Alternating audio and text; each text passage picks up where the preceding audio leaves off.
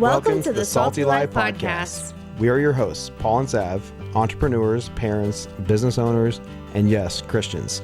Getting salty has a few different meanings in our culture, some good and some not so good. We are here to help you add some of that good saltiness to your life by giving advice based off of our own experiences and mistakes, and providing you with some practical solutions to navigating this crazy world. Let's get salty.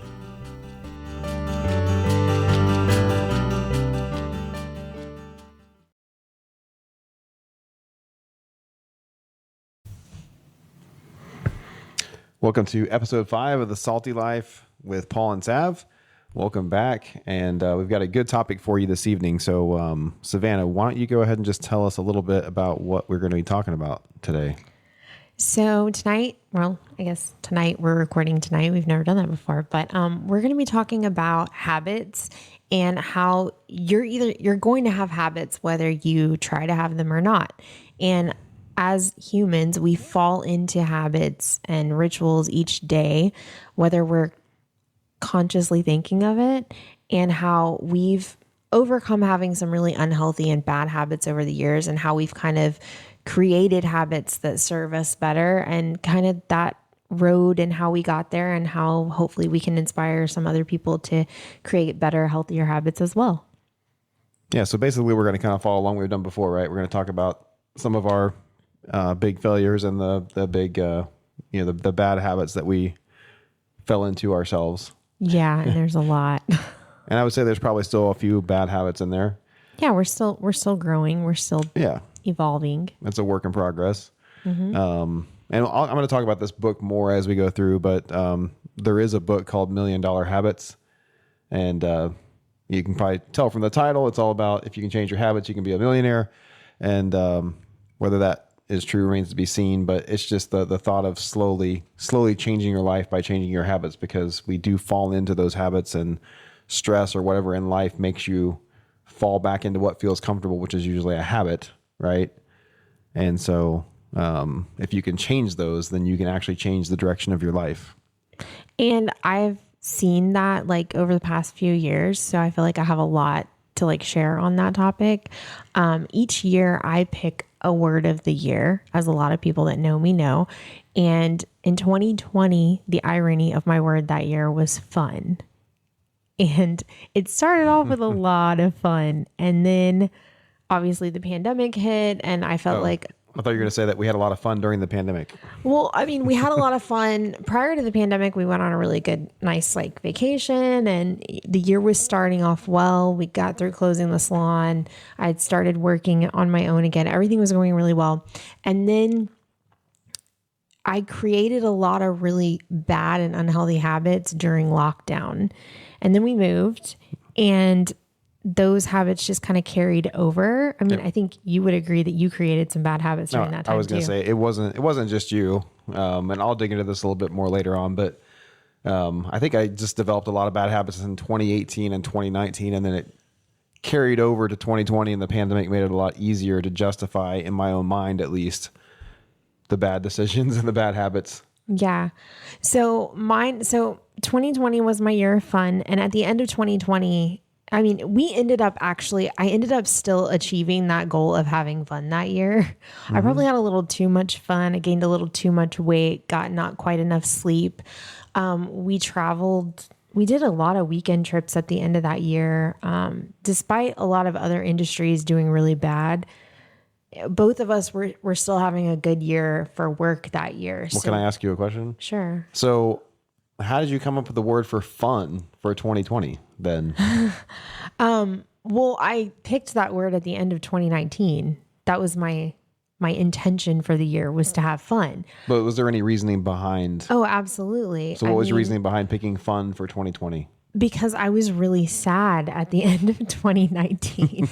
I was sad and feeling a little bit overwhelmed closing the salon. And I was going through kind of I'd say a little bit of an identity crisis. And I had spent the last 6 years really just focusing on work and not really focusing on anything else other than that, and just trying to hold things together.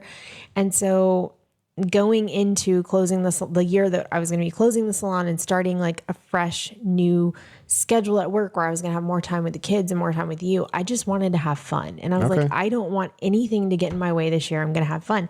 And I think that you saw that in January and February for sure. I mean, we went on our trip, we went to Key West, and then we went on that cruise. It was your first time to go to the rodeo cook off with me in Houston for the Houston HL. I can't say it. What are the letters? HLSR? I don't know, but I Something know, like that? yeah, the Houston cook-off. Houston Everyone knows Livestock what that Show is. and Rodeo, that one. Anyways, so like we were, and we did that right before the world shut down. And Like then the night before, I think. it was like a couple of days. Yeah, I mean, they shut were down the talking world right about it. after We're that. like, there's no way they're going to shut it down. And then they did. So I wanted to have fun that year. That was my goal. And then I almost felt like the pandemic tried to steal that away from me. But the whole time I was like, I'm still going to have fun. I'm going to figure it out. And I did. But we moved during the pandemic. We started, and then the restaurant started reopening, and we started eating out and exploring new things, and then traveling a little bit and going on some weekend trips. And the drinking that started during the pandemic, because I think we both started drinking significantly more during that, just kind of carried on through that. And so at the end of 2020, I was like, okay, I think I should do a year of fun point two, or like 2.0, like I want to redo it, even though I had an okay year. And then I was like, no, because I don't think I want to buy all new pants again next year. Because like I had gained a good 30, 40 pounds that year. And I was really mad at myself for that. But I felt like a lot of people had, so I didn't feel that bad about it.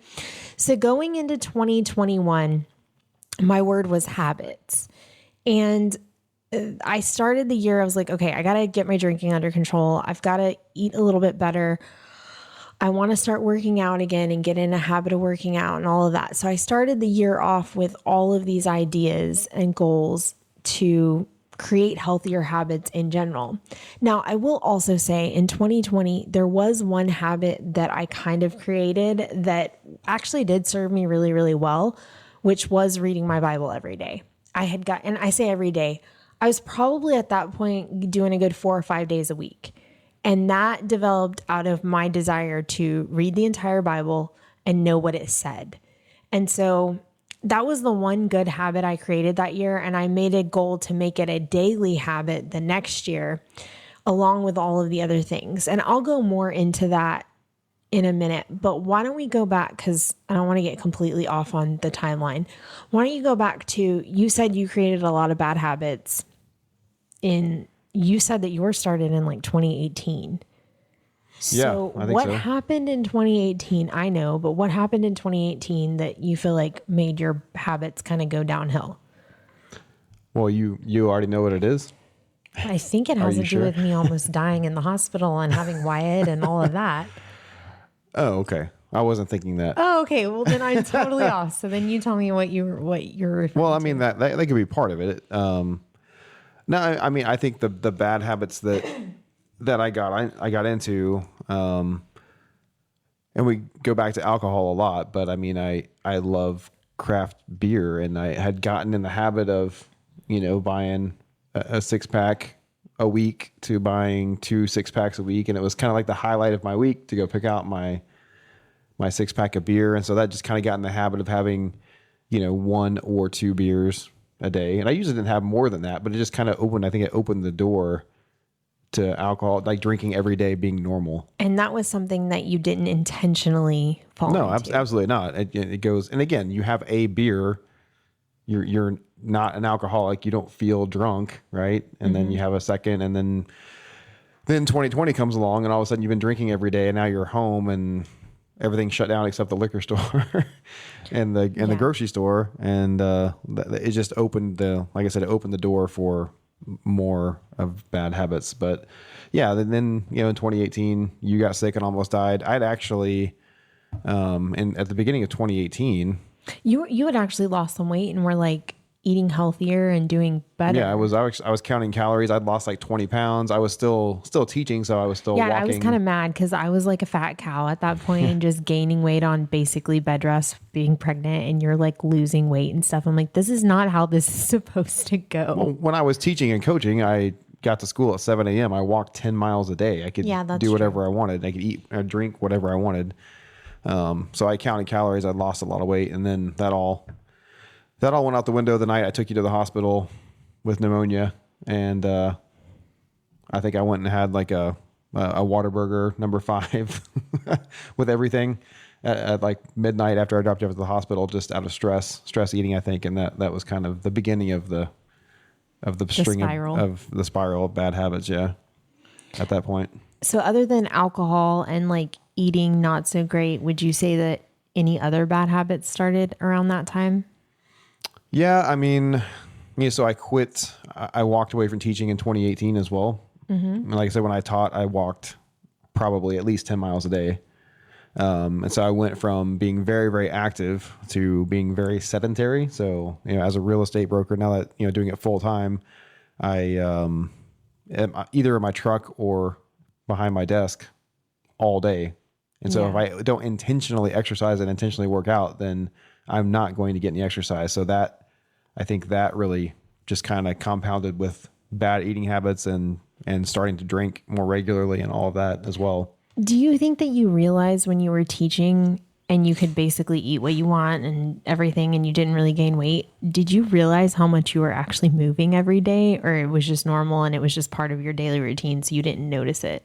No, I didn't realize at all. Like, we have a Fitbit now. It counts my steps. I look at it every day. At the time, it was just life. You don't even Yeah. think about it. You just go, go, go. And, you get so busy that sometimes that you just don't have time to eat, which can be a blessing if you're trying to watch your weight. Or a curse for me. True. So, but yeah, that's kind of a little summary of how it all kind of started and accumulated, which I think we'll talk more about it later, where my health got to be in really bad shape in 2021.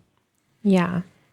So for me, I would also like to say, like, growing up, I didn't have healthy habits. I know if you remember correctly, when you met me, I think I was going through like the dollar menu at McDonald's like 2 times a day. And that was the only substance I was getting other than alcohol at night whenever I would go out. Yeah, I think you meeting me might have saved your life. Yeah, I was also smoking like 2 packs of cigarettes at that time. I'm not proud of that, but that's just the reality. Yeah, I think I saved your life. Probably in the health factor. Yeah, Paul introduced me to actual food, like vegetables and meat that wasn't processed. And he was very, very hard on me about smoking. And it wasn't like a control thing. It was always like, I just don't want you to die. I just don't want you to die. Yeah, so what can you say about that? I mean, I appreciate that now because, I think that's the only, you hear about controlling men. That's the only ultimatum I've ever given you ever. yeah, we were talking about getting married and he's like, you have to quit smoking cigarettes. Like, I'm not going to be married to someone that smokes. And I'm like, but you've been dating someone that smokes. And he's like, well, now if we're going to spend the rest of our lives together, you can't smoke. And I mean, he had some valid points. I have really bad asthma, so I shouldn't have been smoking anyways. But I remember you tried to argue and tell me that the smoking helped your asthma. Now I know that a lot of like what I thought was asthma attacks was actually like high anxiety. Okay. And so the cigarettes, I thought they were helping my asthma, which I know sounds so ignorant and so stupid, but I was also like 19. But they were really actually helping the anxiety, like calming me down a little bit, which now I know, All it's right. a little Can I bit different. I'll just say you're welcome. Thank you. I appreciate it. Okay. So you're saying you didn't really pick up a lot of healthy habits from your childhood going into your teenage years. No, I mean, I literally ate a little Debbie chocolate brownie and had a can of Coke for breakfast every morning. And that was just what I had. I mean, I remember getting on the bus with that in the morning. And I remember people like my senior yearbook actually bringing that up and writing in it that that's what they would remember from me. So I didn't develop a lot of healthy habits. I think at one point my dad said the only thing I would eat was chicken nuggets and french fries from McDonald's. So I was a very picky eater and my eating was really junky. I was never a fat kid though. I was always thin. I was like tall and thin. And Okay. so I kind of had that like eat whatever you want and it doesn't really matter kind of mentality, even going into high school. And then in high school, I was so active that it didn't matter. So I was able to have really unhealthy habits and they didn't really affect me, I guess you could say. I also picked up the habit. My mom is a night owl. My aunts were night owls and we just didn't go to bed early. So I still struggle with trying to get myself to bed early. Like that's one habit I'm really trying to work on right now. As much as you're trying to sabotage that habit, I am trying so hard to move my bedtime up earlier. And I can say right now I'm failing at it, but I'm getting a little bit better. Just a little bit each night. Well, I do get up with you in the morning, so You do. I just need more sleep than you. I don't need as much sleep. You're right. You don't. And that's actually a proven medical fact that women need on average at least one more hour of sleep than men per night. Okay. So women, just all tell your husbands that.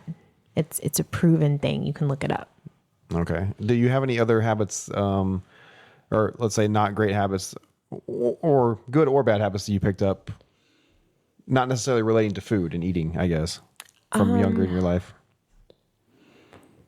Honestly, I think that looking back, I focused so much on food. I don't know. Like, I think as a girl, and especially our society, you're always so focused on food. And even in adolescence and teenage years, that I think that the biggest habit I've struggled with over the years is a consistent, healthy diet and eating regular hours and regular times and keeping that under control. And even last year, my big thing was not drinking alcohol for the year. And I was really working on like my career and some things that I wanted to do in that world. And so my eating went to crap last year. And all the work that I did the year before kind of went down the drain because instead of drinking alcohol, I decided to eat dessert all year.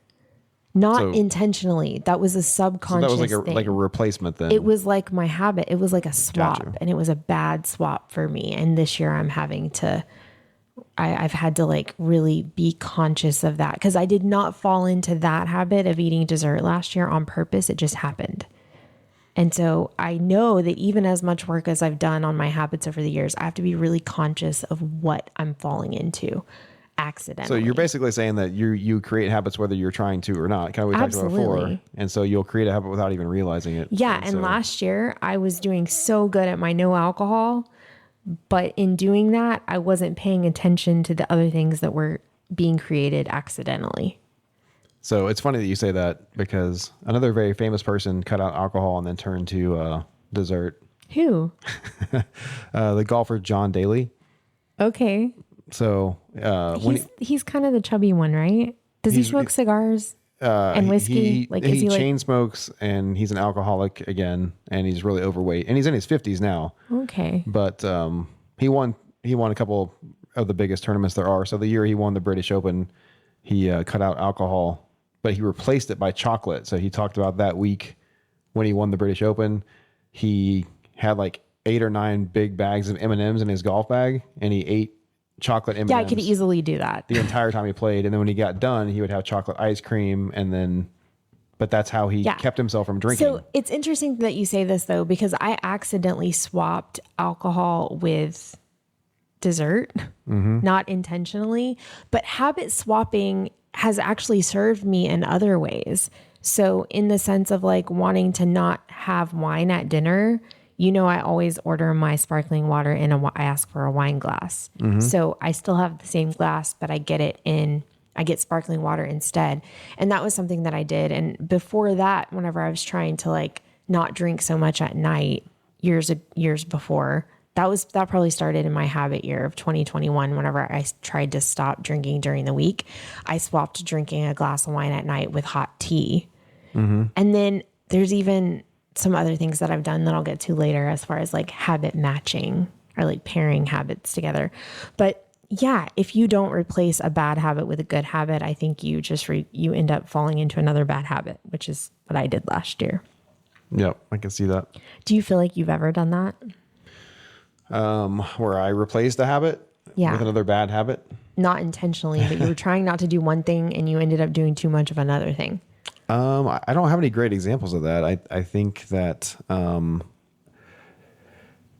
I don't know. Like thinking back, I didn't really ever think about habits, which is terrible. Although also I am a very habitual person.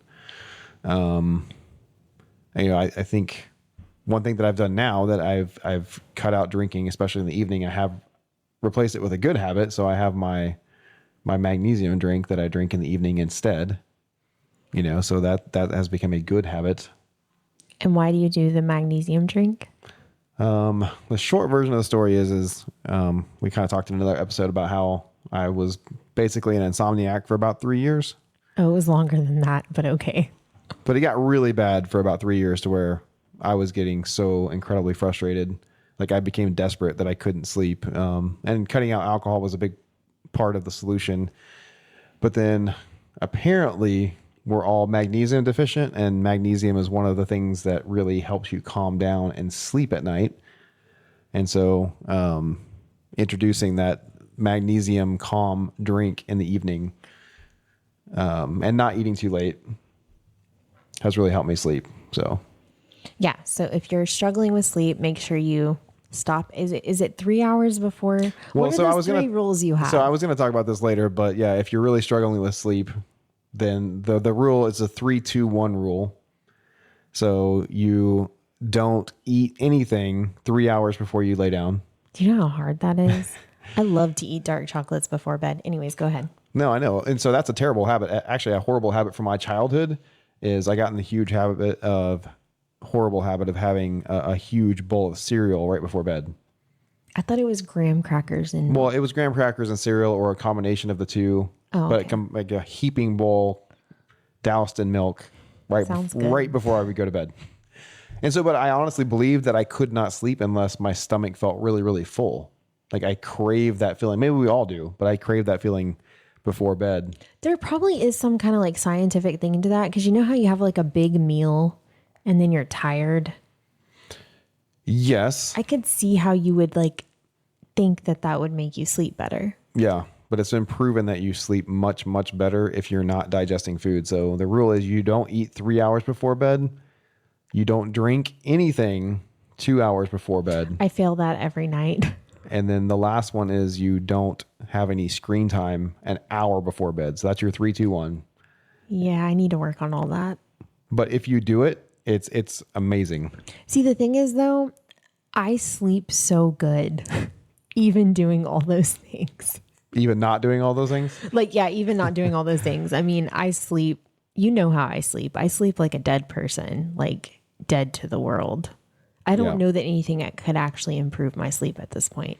Well, for those of us that really struggle, the 3-2-1 rule has really helped me. And I also read, this was actually Elon Musk that threw this out, that having a slightly more elevated pillow is good for you as well. Why? It's something about it helps you breathe better as you're sleeping. So he was talking about the 3-2-1 rule. I read it somewhere else, but he was going into the 3-2-1 rule because apparently he has a hard time sleeping as well. And then he talked about the elevated pillow and all the things that he does so he can sleep as well. So I don't know if it's a guy thing, but I'm not the only one apparently that has these issues. I mean, I've heard of elevated pillows for like acid reflux and things like that, but Well, have you ever noticed if you don't eat a big meal right before bed, you usually don't have acid reflux? yeah, I've noticed if I don't eat a big meal in general, I don't have acid reflux, Yeah. which So maybe our every body's time trying I to tell us do- something. Every time I do, I'm like, oh, why'd I do that? Now I can't sleep. And honestly, at this point in my life, sleep is the most important thing to me. I talk about my sleep more than probably anything. Paul knows, because if I have a bad night's sleep, everyone's going to know about it. Everyone's going to suffer. I'm sorry. Okay, so going back to my year of habits. So in 2021, I did a year of habits and it started off really good. So I think one of my goals that year was to try to incorporate a workout 4 days a week. I wanted to really solidify my quiet time in the morning, reading my Bible. and I wanted to limit alcohol to only the weekends. And so I think I was like 3 or 4 months into the year.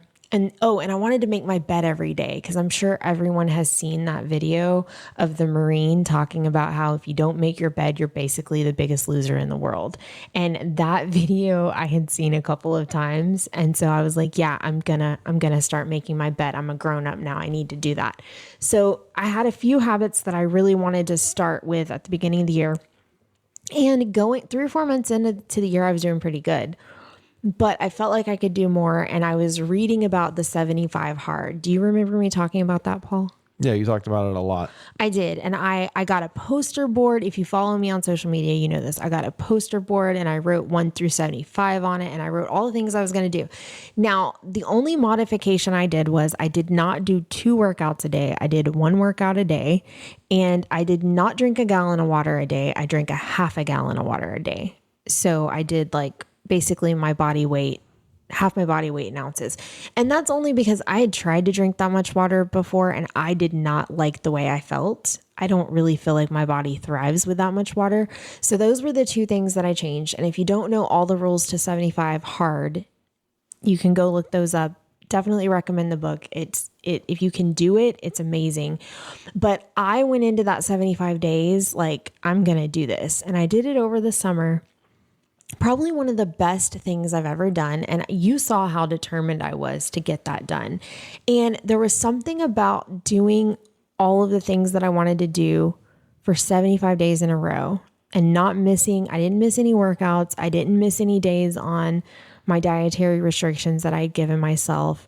I saw more change in my body and my mentality than I ever had in my life. And I was so proud of myself for accomplishing that goal. And then the rest of the year, I did a really good year of like continuing working out and continuing to do my quiet time and make my bed and all the things, right? So you would say that the 75 hard actually, kind of the purpose is it carries over past the 75 days. It does carry over past. And mine carried over really well through the end of the year. And then my change for 2022 was, my word for 2022 was pursue. And I had some personal goals as far as like business goes. So I spent all of 2021 really working on my own mental health and physical health, and that was like my goal, was to really like get my habits under control and everything. And, you know, I was inspired to do that. I guess I should go back to this.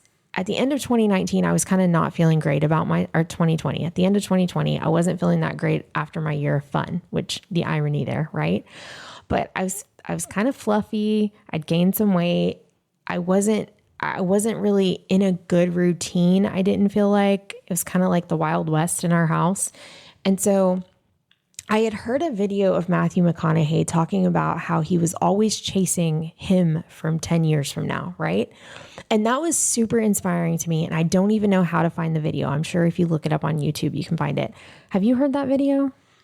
Yeah, I have. Is it Yeah.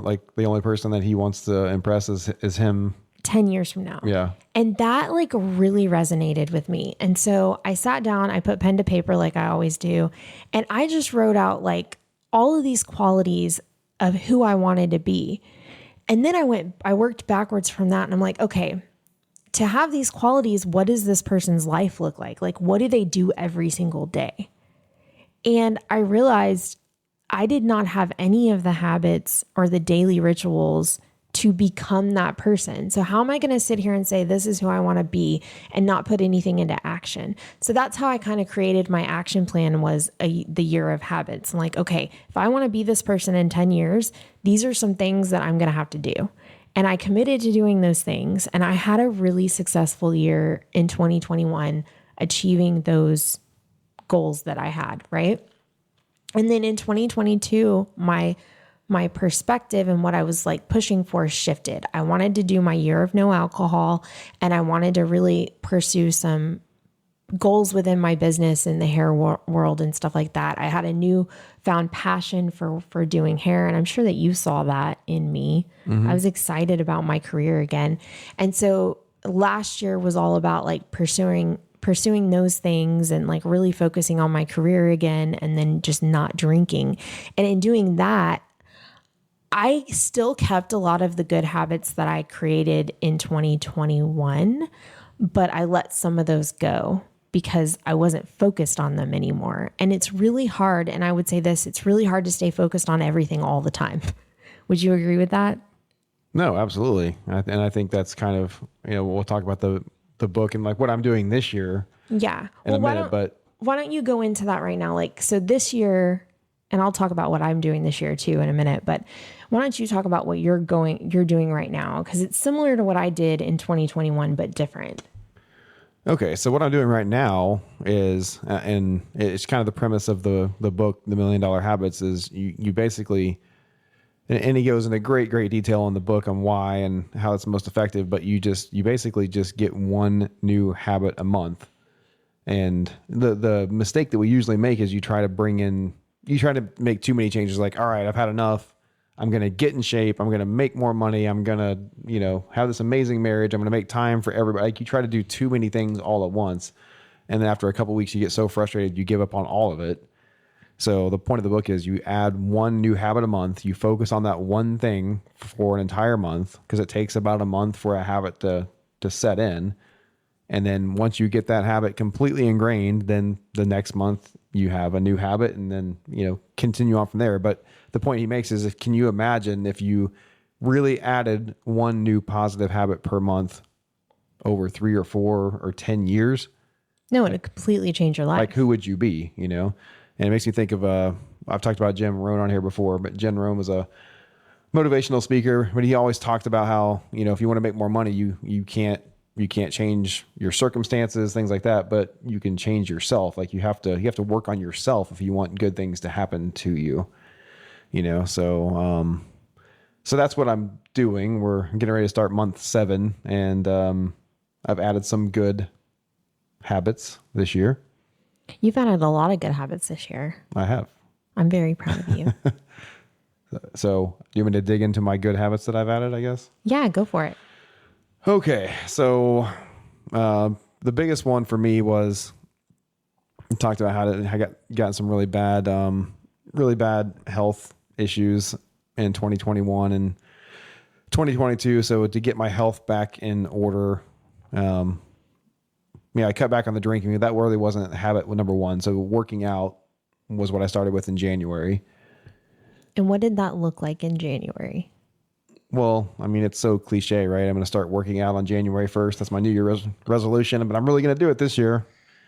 But I didn't worry about anything else. I tried to do what the book said. And although I felt like I needed to make 20 changes, I was just going to make that one change.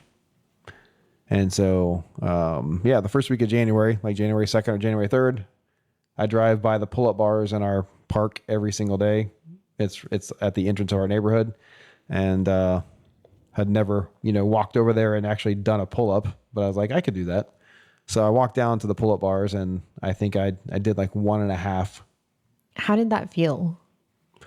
Oh, you're going to talk about eye-opening. It was just disgusting to me, because I used to be in really good shape. I played football. I worked out. I lifted weights a lot. Well, even when we got married, you were working out all the time and lifting weights. Yeah, I had a personal trainer. I could bench press 300 pounds. I was pretty strong. Yeah. And then I'd let myself, by the age 40, get to the point where I could pull my body weight up exactly one time. So how did that evolve over like the course of the last few months? Well, and I kind of posted about this on Facebook a couple of weeks ago, but I think the important thing for me was I wasn't going to say I was going to work out every single day. I'm not going to work out 7 days a week. That's just not realistic when you've got work and, family and kids and all that. And also, I try to keep in mind the fact that I am not 20 anymore. And when you're working out when you're older, not getting hurt is probably the most important thing. Yeah, I'm still trying to learn that. So my habit, what I wanted to set out for myself was, I'm working out a minimum of 3 days a week. And, I'm just doing simple things. Like I'm doing pull-ups a couple times a week. I have a push-up workout that I do. And then we have a 2-mile loop that around the neighborhood. So sometimes I'll do both of those, or sometimes I'll do 2 loops around the neighborhood. So I'll get 4 miles in, because I hate to run And a lot of people actually argue that running is terrible for you. It's good for cardio, like for your cardiovascular health, but it's not good for everything else. Yeah, it's really, really bad on your joints. And when you're getting old, maybe now is not the time to go run a marathon. Yeah. But walking apparently is supposed to be very, very good for you. And you burn just as many calories walking as you do running. It just takes you longer, obviously, to get Yeah. there. So walking 4 miles. But again, if I go from being completely sedentary to walking 4 miles, like that's a pretty big change. But that habit has stuck with me. I'm very happy to say, I guess this is June 30th. So it's been exactly 6 months and I've stuck with it. I can see the difference.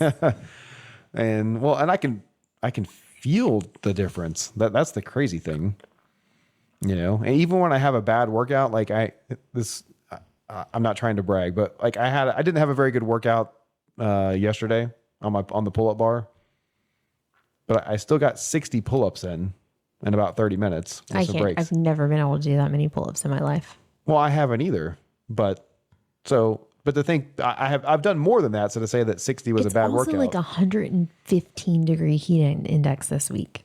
yeah, it's like So the you should show perfect. yourself some grace. It's a perfect time to work out when it's super hot. You lose gosh, even more no. weight. Ugh. So that was a habit. And then another habit that I did instill was having quiet time in the morning. And so like reading my Bible and actually having some time to talk to God in the morning. When did you start that habit? That was February. But like you started doing that a couple of years ago, just maybe not consistently. No, I mean, I've started and I've stopped several times over the last 10 years, I think, but I've never been consistent with it. Okay. And so, but it became a habit because now if I skip a day, I feel bad. Not physically, but like I just feel off, Yeah. and I feel, I feel like on edge kind of. I think as a Christian, you get to a point where if you have a successful quiet time and you're really growing in your relationship with God, if you miss it, it's like missing, like, it's almost like if I miss a day, it's like I missed a day with you. Like I feel disconnected, like if you and I are super busy and we're not getting that time together to just sit down and talk, because we do that every day. If we have a day where like we don't really get that, or like earlier in the week, Wyatt had a stomach bug and we weren't getting as much of that time, we almost feel disconnected and off. And not just in our relationship, but in every aspect of our life. I think that when you're really growing with God and you have that relationship and you're establishing that, if you start to miss your quiet time, you start to miss that time to pray and spend with Him, you feel off. I think that's a natural progression. I think that's a good thing, right? Yeah, 'Cause I feel that way. absolutely. And I would say too, just as far as creating the habit goes, I mean, you don't feel like I didn't want to work out yesterday, and there's been a couple of mornings, especially this week, Wyatt was sick. We were up late. I just, didn't sleep good. But you get to that point where you're thinking about, I could just sleep in today and not do it. Or, yeah, I mean, no one's watching me if I work out. I'll just skip this day. But then your brain starts saying, you're going to feel horrible tomorrow if you don't do it. You're going to feel horrible later on today. You're going to regret it so much if you don't do it, because you've finally created that habit. And it's the strength of that habit that pulls you in and pulls you back on track. Yeah, because as humans, we like predictability. Our bodies want to know what's going to happen. Like they expect certain things. They expect us to feed them at certain times. They expect to wake up at certain times. Since I've shifted my schedule this year to where I get up at 5 and I go to work, I start my work day at 7, which I know sounds absolutely crazy to so many people that people get their hair done at 7, but most of my clients seem to like it and it's working well for our family. But now, like even on the mornings, like when we're at the lake or something and I try to sleep in, by 6 a.m. my eyes are open and I'm like, go back to sleep, Savannah. You don't have to be awake yet. Go back to sleep. But it's like, your body gets into a rhythm. And you get into those habits of doing certain things, whether you want to or not. Yeah. So that's why it's so critically important for you to choose Yes. what habits you're going to have, right? Yeah, you have to choose. Because if you don't, then you're going to end up with some habits that you don't want, and maybe someone else put them there. Yeah, exactly. So, I guess I can summarize the rest of my habits if you want, but March was fasting. I haven't done as good with that one. Well, you fast half the time. It's, yeah. So I do, but I'm not as strict as I was. But that's a tough one because I don't want to fast. Yeah, I don't want to fast. Let's see. Number 4 was I really cut out. So around April, like I really completely cut out the alcohol. Especially, well, I would say especially in the evening, but I never drank except in the evening anyway. But I really started doing that calm drink in the evening. And then another big one for me, which this sounds terrible that I didn't do this before so much, but planning my day. And it's like, and I'm trying to plan my day at night before I go to bed. You do that every night with your little tablet or whatever. Yeah, because I was the king of, I would get busy. I get so busy at work and I would work until the end of the day. And then what's going on tomorrow? I don't know. And then I wake up in the morning and I'm trying to have my coffee and do my quiet time. And then I'm like, what do I have to do? Like, what's on fire first?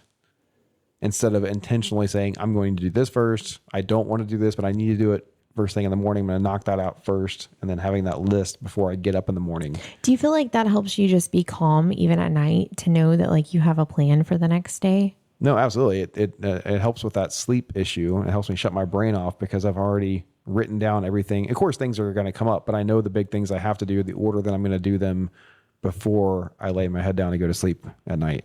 See, I have that same habit, but I don't do it before bed. I like to do it in the morning.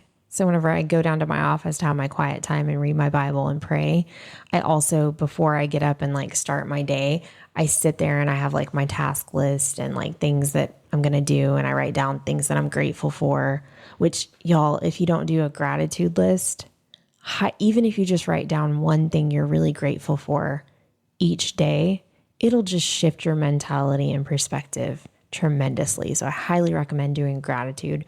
Gratitude is one of the things that I did during my year of habits, and it's just carried over. And I just love that I do that every day.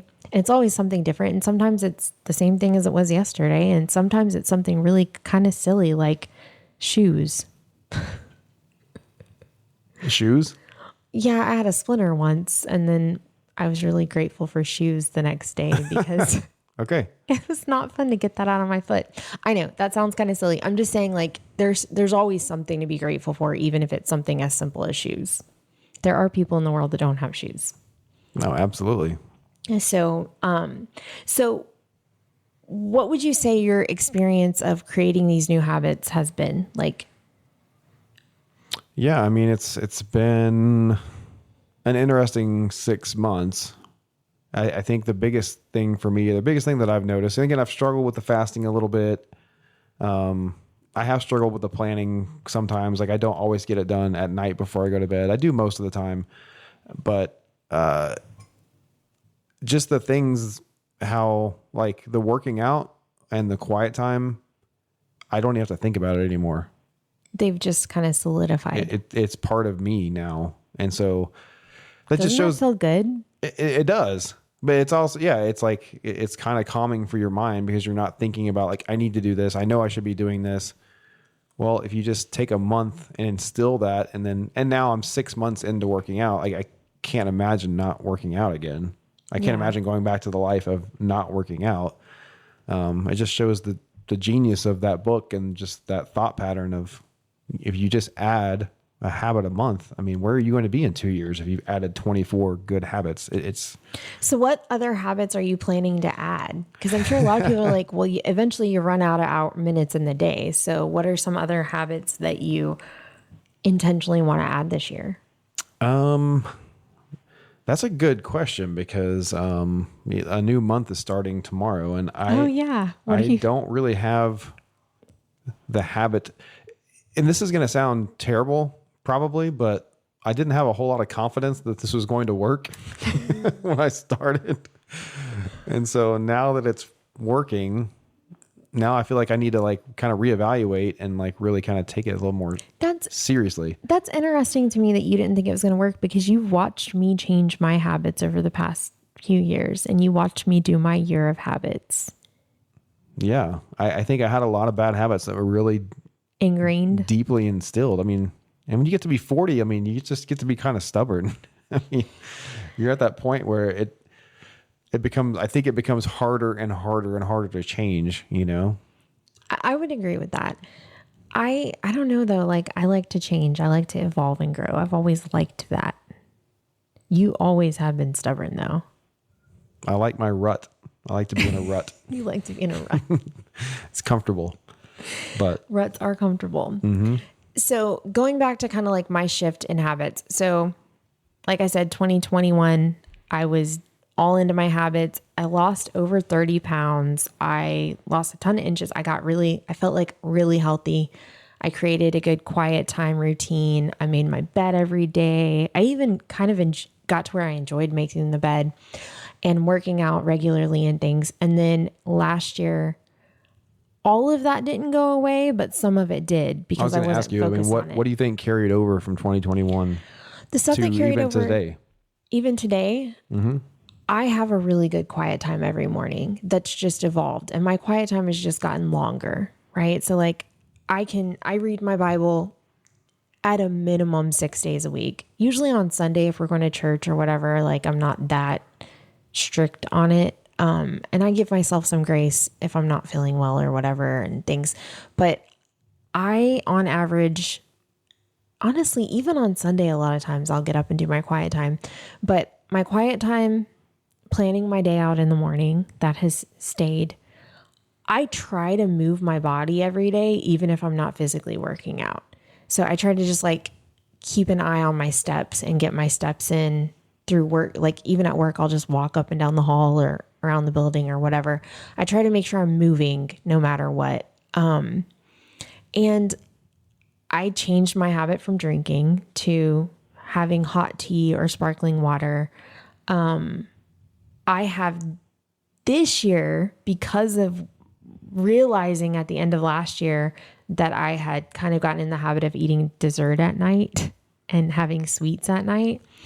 This year, my word this year for 2023 has been whole, because I realized that I hyper focus on things. And so I was hyper focused on habits in 2021 and I created all these good habits. And then in 2022, I was so focused on not drinking alcohol and my career that I got into some bad eating habits and I wasn't working out and moving like I should. I still maintained my quiet time and I maintained making the bed and some other things that I wanted to do, but I really let the health side of my habits go last year, which is so ironic considering that's the year that I quit drinking, right? But I replaced my non-alcohol with sweets and not eating that great and not working out and things like that. And traveling made that hard too, because we were eating out a lot and things. So this year, I decided that I needed to find some balance in my life. And I know that that's always like a joke to people when you say you want balance, because it's like, well, how do you ever really balance? Because there's always things coming up. But I realized that I've always tried to create balance every single day, and I can't do that. Balance every single day does not exist in life. So I have to look at my life as a whole in like a week or a month or a year. So are my habits serving me for the week, for the month, for the year? So instead of being like, I have to work out every single day like I did when I did my 75 hard, no, I want to move my body every day. And some days that just looks like playing with the kids or jumping on the trampoline or taking them to the park or going on a family walk or, playing basketball with Brooks. And that's okay. I'm still moving. I'm still getting in some exercise and getting my heart rate up.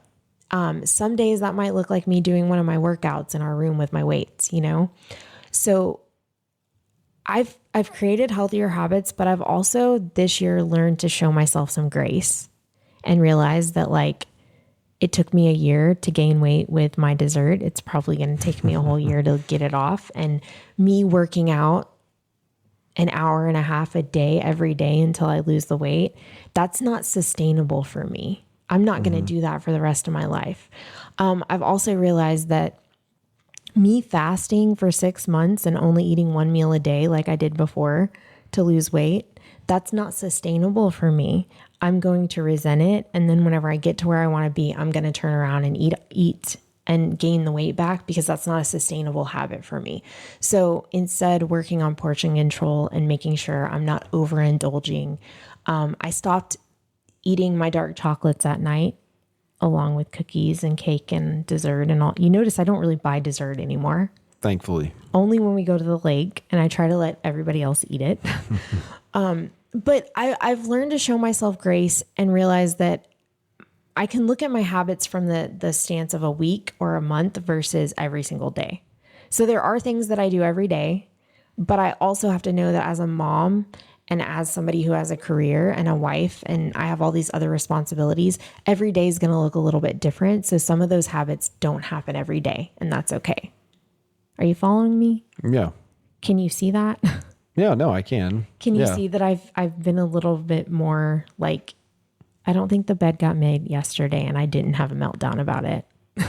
Oh, the bed got made yesterday. Did it? Yeah, because I made the bed. Oh, okay. Yeah. So with my new schedule as well at work, sometimes Paul gets out of bed after me and then I come home and the bed's not made and I'm like, because, I can't make it with him in it. Although I've tried a couple times to like kick him out of bed so I can make the bed. Yeah, but you made the point that if I don't actually get out of bed at 5:30 or whatever, and when you get up, that you'd appreciate me making the bed. Yes. And I'm probably batting like 90%, I would say. You do make the bed. You don't make the bed like I make the bed. I think I sent a picture to someone the other day. You gave me a class on how it was supposed to be made. I felt like I'm following your instructions, but You're doing okay. The throw pillows would be nice if you could throw those on there too. yeah, but see the throw pillows, you put them on, you take them off, you put them on, you take them off. So I just fundamentally disagree with having throw pillows. So that's probably the problem. Okay, I'll give you that. Okay. I'm visualizing putting them on and putting them off, and you're right. I do. It's actually make me in a happy. movie. Have you ever seen the movie Along Came Polly? I don't think I have. It's Ben Stiller and Jennifer Aniston. But anyway, he's the guy. She's the crazy one that lives this just crazy life, and he's very straight laced, and he has like 30 throw pillows. I have to see this movie now. So she gives him all kinds of crap about it. So at the end, when she's getting him to loosen up, he takes a knife and he just slashes all of his throw pillows to like well, don't do loosen that up a to little my bit. pillows. So anyway, that's what I think of when I think about your 20 throw pillows that I refuse I to put on have bed. like 5 in that room. It's time that I'll never get back. Anyways, Anyway. so what are your biggest pieces of advice for like creating good habits? What are the things that have worked best for you? I mean, this is kind of what I said before. You have to keep it simple. If you're going to make a change in your life, you have to keep it simple. The thing that people struggle with, the thing that causes you to fail, at least in my experience and from everything that I've read, is trying to do too much at once. So start with something small. If you could plan out a year like of habits that you want to create. So one habit a month, pick out your first 12 habits that you want to create and just start with the one, and give yourself a little grace and know that it's going to be hard for the first week or two and you're not going to be able to do it every day. But then by the end of that 30th day or that first month, I think you'll be shocked that you've kind of got that one and you're kind of craving and ready to go on to the next one. So start small, keep your expectations manageable, and then stick with it. And I think finding an accountability partner is always helpful too. I think you've helped me stay accountable to some of the things that I've said I wanted to do. I was really nice about it too, right? But you actually were this time, I think. Was I?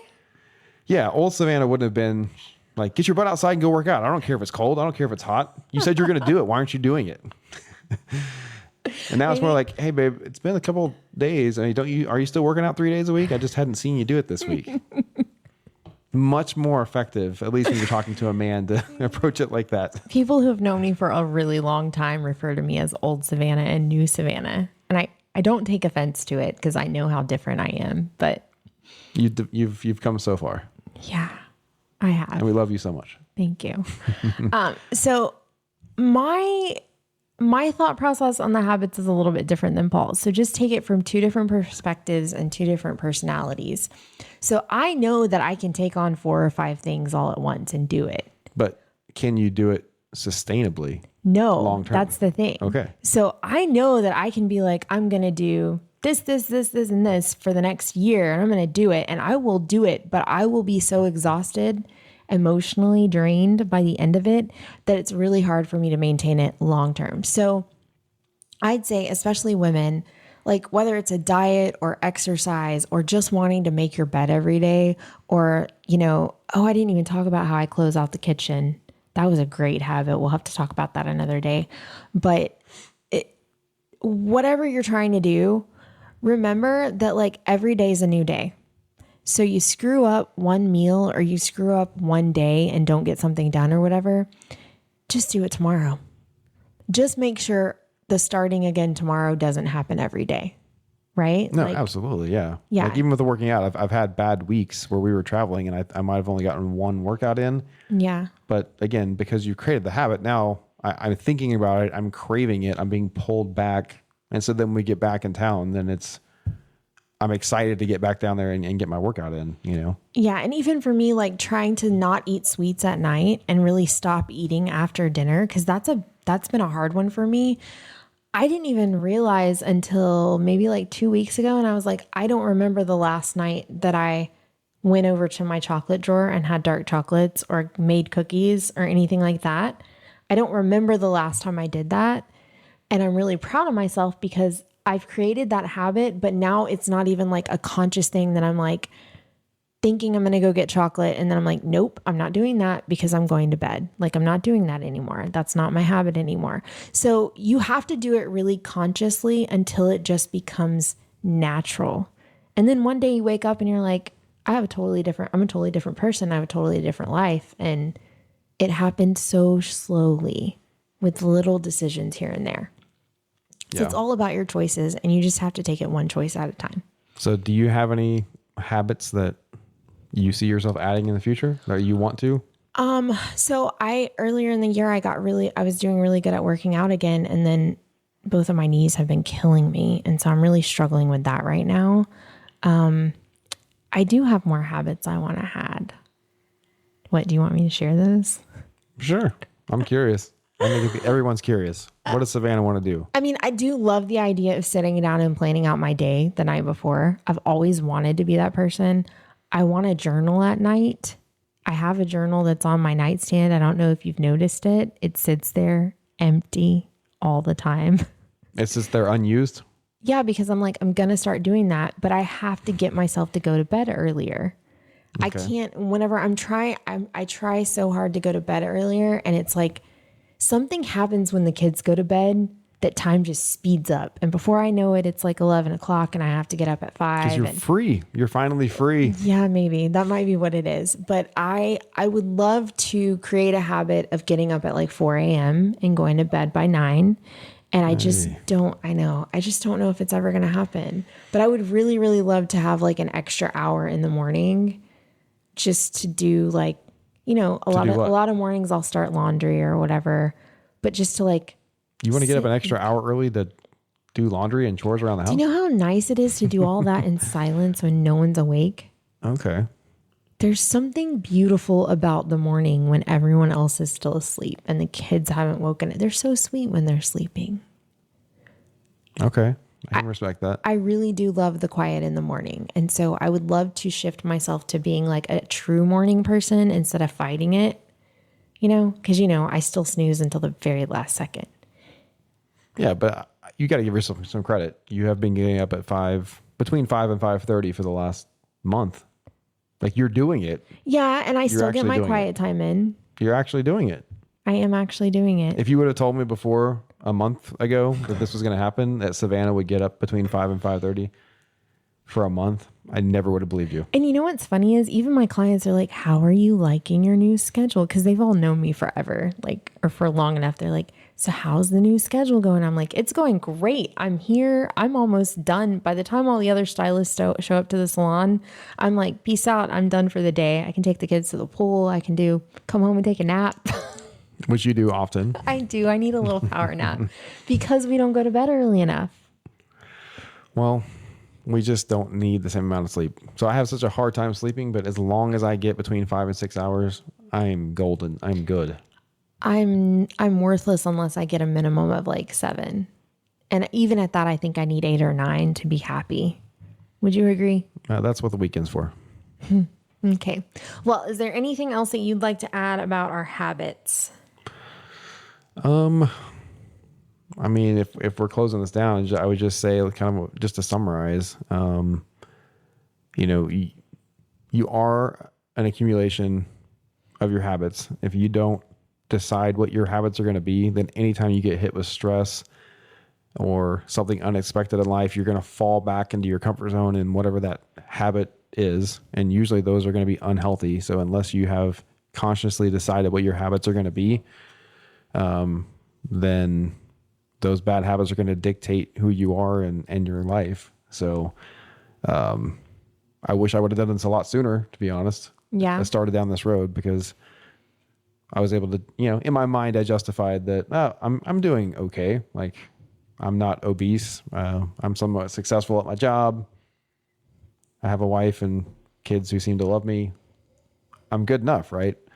And then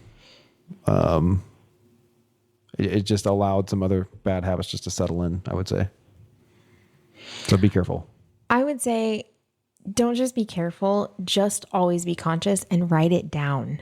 Yes. I think the key for me has just been documenting and writing it down. So I have a planner. I write things down. I write my weight down whenever I weigh myself. I have little notes on if I feel like I did a good job on my eating habits, and I document what I do at work and the clients that I saw, and I write it all down and how I'm feeling too. Yeah. And then the gratitude. There's something that shifts if you start your day with gratitude. So for me, 2 biggest things, having that sense of gratitude in the morning, starting my day in the Bible and praying. And that seems to align me to have all of the other things go better. And then also, if it doesn't go perfect, show yourself some grace and just at the next turn, do better. You start again tomorrow. Start again tomorrow. Just don't start again tomorrow every single day. You got to have some wins in there. Yeah. Well, but just the main thing is don't let a loss just cause you to give up and just say, forget this, I can't do it. Yeah. If you have, so I always go back to eating because that's the thing I relate to the most. But if you have a piece of cake in the middle of the day, that doesn't mean the rest of the day your food should just be crap, The next bite you take can be better. You don't have to just throw the whole day away just because one thing didn't go right. So yeah, I would say, so a visual that I've had relating to that is just, success is never a straight line. Ooh, I like that. So you're always either going up towards your end goal or you're going down, which would be away from it. And so every decision and every habit and everything that you do is either taking you up or down. So it's a jagged line. You're going to have setbacks. You're going to have things that happen to you that are out of your control. Sicknesses. Yeah. But if you're constantly making those good decisions, and that includes making these good habits, then overall in the end, you're working in a positive direction to get where you want to be. So, but it's not going to be a straight line. It's not going to be easy. It's not going to be, pretty. Yeah. But nothing worthwhile is ever easy. That's true. I feel like someone said that. Who? I say it to the kids all the time. I know. I think it's an old saying. That's all. I was just joking. I'm going to have to look it up now and see who said it. Anyways, well, we hope that you enjoyed this. We'd love to hear your feedback. Don't forget to subscribe and follow and share with your friends. Yeah. And like we said before, if there's anything that we can help with, or just have, like I said, comments, or just shoot those to us, and we would love to have a conversation with you. Until next time, stay salty.